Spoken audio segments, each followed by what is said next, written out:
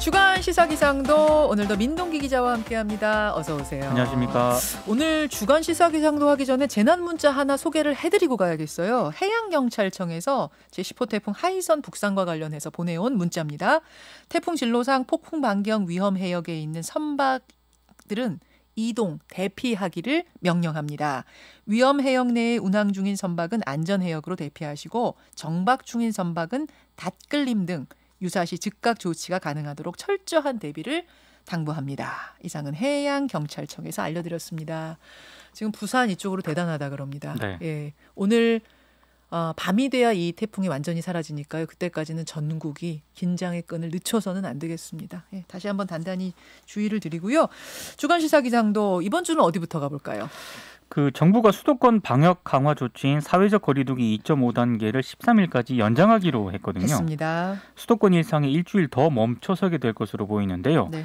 좀 달라진 게 있습니다. 뭡니까? 매장 내 취식이 가능했던 프랜차이즈형 제과빵집 있잖아요. 제과점. 네. 그리고 아이스크림, 빙수점, 영업시간과 관계없이 배달과 포장만 가능하도록 지침이 강화가 됩니다. 원래는 프랜차이즈 카페만 그렇게 하던 그렇습니다. 것을 이제 제과점까지 네. 예, 그리고 넓히는 교회 거예요. 예배는 모두 비대면 형식으로만 가능하고요. 네. 대면 수업이 가능했던 직업훈련 기간에도 집합 금지 조치를 내려서 비대면 수업만 허용을 하기로 했습니다. 학생들 등교는 어떻게 되는 거예요? 원래는 11일까지 서울, 경기, 인천 지역의 유치원, 초중고등학교 전면 원격 수업을 진행을 하기로 했거든요. 네네. 이것 역시 20일까지 연장을 했고요. 다만 수도권의 고3 학생들은 원격 수업 전환 대상에서 제외가 됩니다. 고3은? 수도권 이외 지역 같은 경우에는요. 네. 유치원, 초중학교의 교내 등원 인원을 전체 3분의 1 이하로 제한하는 밀집도 제한 조치를 역시 20일까지 유지하도록 했고 비수도권 고등학교 있지 않습니까? 네. 밀집도를 3분의 2 이하 수준으로 유지를 하기로 했습니다. 자, 여러분 다시 한번요. 수도권은 원격 수업 20일까지 연장입니다. 20일까지 학교 못 갑니다. 아무튼 이번 주에 좀 이 분수령이 돼서 확산세가 확 꺾였으면 좋겠습니다. 네. 그다음 일정 어디 볼까요? 오늘 가장 먼저 국회로 가야 할 것 같습니다. 네. 이낙연 더불어민주당 대표가 오늘 국회 본회의 교섭단체 대표 연설에 나서는데요. 코로나19 국난 극복을 위한 집권 여당의 강력한 의지를 천명을 하고 네. 야당의 협조를 촉구할 예정입니다. 내일은 주호영 국민의힘 원내대표가 교섭단체 대표 연설에 나설 예정입니다. 그래요. 오늘 또 살펴봐야 될 곳 있지 않아요? 전공의들을 좀 주목을 해야 될 것 같습니다. 이과 대학생들이 의사 국가시험 거부 투쟁을 지속하기로 결정을 했는데요. 그렇죠. 원래는 오늘 현장으로 복귀하기로 했었는데 이 전공의 단체가 비상대책위원회 결정을 뒤집고 집단 행동을 지속하기로 했습니다. 그러니까 의협의 최대집 회장이 서명을 한 다음에 전공의들이 불만을 품었지만 주말 사이에 그래도 따르겠다라고 했었는데 그러니까 복귀를 하겠다라고 했었는데 의대생들이 의사 국가고시 우리 거부한다라고 하니까 전공의들도 이제 그쪽에 힘을 실으면서 복귀 결정을 미룬 거죠. 그러니까 의대생들이 의사결정 과정에서 자신들이 배제됐다 이런 문제를 좀 제기를 한 것으로 알려졌고요. 각 대학별로 전체 투표를 실시를 했다고 합니다. 대학 전공의 협의회 같은 경우에는 일단 내부 의견 수렴을 거쳐서 일단 오늘은 복귀하지 않기로 가닥을 잡았고요. 일단 간담회를 진행을 한다고 하는데 간담회 결과에 따라서 상황이 좀 바뀔 것 같습니다. 끝나는 줄 알았는데 다시 복잡해지고 있어요. 그렇습니다. 이 문제도 빨리 해결이 돼야 될 텐데. 그나저나 오늘이 특별한 기념일이란 건 무슨 얘기예요? 푸른 하늘의 날이거든요. 푸른 하늘은 유영석 씨 그룹 아닌가? 뭐예요? 우리나라 제안으로 유엔 공식 기념일로 채택이 된 그런 날입니다. 오늘이 첫 번째 기념일인데요.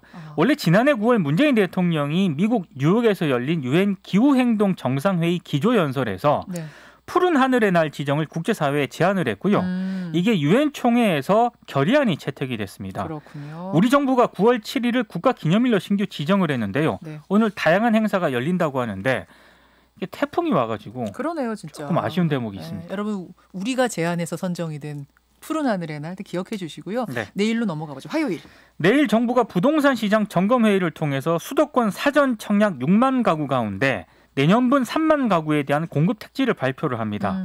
3기 신도시 가운데 사업 속도가 가장 빠른 하남 교산, 남양주 왕숙, 고양 창녕, 과천 가운데 일부가 사전 청약 대상에 포함될 가능성이 큰 것으로 예상이 되고 있습니다. 그래요. 부동산 시장이 또 한 번 들썩이는 건 아닌지 모르겠네요. 네. 화요일에 살펴봐야 될 곳 전광훈 목사 관련된 게 있군요. 그러니까 경찰 수사가 좀 속도를 내는 것 같은데요. 경찰이 방역 활동을 방해한 혐의로 전광훈 목사에게 네. 화요일 전에 나와서 조사를 받으라 이렇게 통보를 했다고 합니다. 아, 화요일까지는 나와라. 네.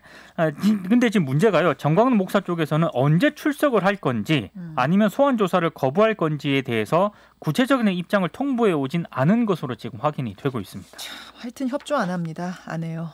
추석 열차표 예매는 연기됐다고 그러죠? 그렇습니다. 원래 지난 2일과 3일 일반인에 대한 추석 열차 승차권 예매를 진행할 계획이었는데 이 사회적 거리두기 2.5단계가 시행이 되면서 내일과 모레로 연기가 됐습니다. 한 주가 연기가 됐는데요. 네. 다만 지난 1일 예매를 완료한 노인, 장애인 등의 추석 승차권은 그대로 유효한 상황입니다. 아, 그래요. 이번엔 하여튼 최대한 모이지 말자라는 게 사회적인 어떤 권고니까. 그렇습니다. 예. 정말 급한 사정이 있으신 분 아니면 조금만 자제를 해주시고요. 수요일, 목요일, 금요일 중에 어디부터 볼까요? 강경화 외교부 장관이 수요일부터 토요일까지 네. 아세안 관련 연쇄 외교장관 회의에 참석을 할 예정인데요. 원래는 올해 의장국인 베트남에서 개최가 될 예정이었거든요. 근데 역시 이것도 코로나19 확산 때문에 화상으로 진행이 됩니다. 이것도 온라인입니까? 근데 미중 간의 이 갈등이 증폭되고 있기 때문에 우리 외교가 어떤 모습을 보일지가 주목이 되고 있는데요. 일단 미중 갈등에 대해서 원론적 입장을 언급을 하면서 전략적 모호성을 유지할 것으로는 예상이 되고 있습니다. 그래요. 이것도 중요한 회의네요. 그렇습니다. 지켜봐 주시고요. 금요일로 넘어가 보죠. 금요일에는 특별한 일정은 없고요. 대신 토요일에 주목해야 될 일정이 있습니다. 예. 보건복지부 소속 질병관리본부가 토요일부터 질병관리청으로 승격이 됩니다. 아, 그게 토요일부터입니까? 그렇습니다. 감염병과 관련해서 실질적인 권한을 가지고 정책을 수립 집행할 수 있게 되는데요.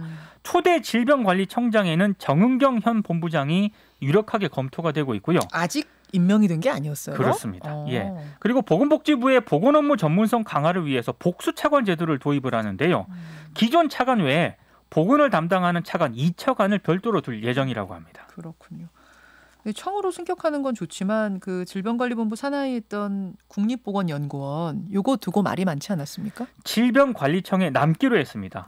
원래는 디지털 치료제와 같은 미래의학 분야를 주도하려면 이게 복지부로 이관해야 한다 그런 지적이 많았었는데 문재인 대통령이 직접 재검토를 지시한 끝에 현행대로 남기로 했습니다. 그렇군요. 여기까지 이번 주 일정 후루룩 살펴봤습니다. 수고하셨습니다. 고맙습니다.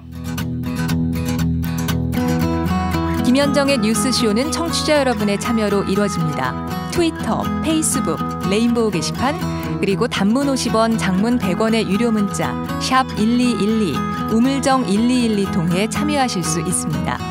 김현정의 뉴스쇼, 여러분과 함께 만듭니다.